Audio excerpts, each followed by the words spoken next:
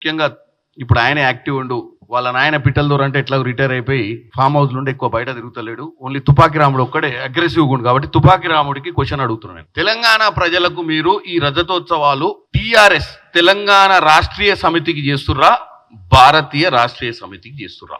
నాకు తెలిసి తెలంగాణ రాష్ట్రీయ సమితి అనే పార్టీ 2001లోనో 2000లోనో స్టార్ట్ అయినట్టుంది. తర్వాత దాంతోటే మీరు అధికారంలోకి వచ్చి బాగా దోసుకున్న తర్వాత మీకు భారతదేశాన్ని పేరు పెట్టి భారతదేశాన్ని కూడా దోసుకోవాలన్న ఆలోచన వచ్చి టిఆర్ఎస్ని బీఆర్ఎస్గా మార్చిన మీరు మరి 25 సంవత్సరాల మీ కార్యక్రమం రేపు జరగబోయే 27వ తారీఖు సభ బ్యాక్ డ్రాప్ లో బీఆర్ఎస్ ఉంటుందా, భారతీయ రాష్ట్రీయ సమితి ఉంటుందా, తెలంగాణ రాష్ట్రీయ సమితి ఉంటుందా అని ఒక తెలంగాణ పౌరునిగా, ఒక పార్లమెంట్ సభ్యునిగా కాదు ఇది అడిగేది నేను, ఒక తెలంగాణ పౌరునిగా మీ పార్టీ స్టాండ్ ఏంది, మీ పార్టీ బ్యాక్ డ్రాప్ లో ఏం పెడుతుంది, మరి తెలంగాణ ప్రజలకు ఏం సందేశం ఇద్దాం అనుకుంటారు? ఈ పార్టీ బతుకున్నట్టేనా టీఆర్ఎస్, మరి బీఆర్ఎస్ ఉన్నట్ట?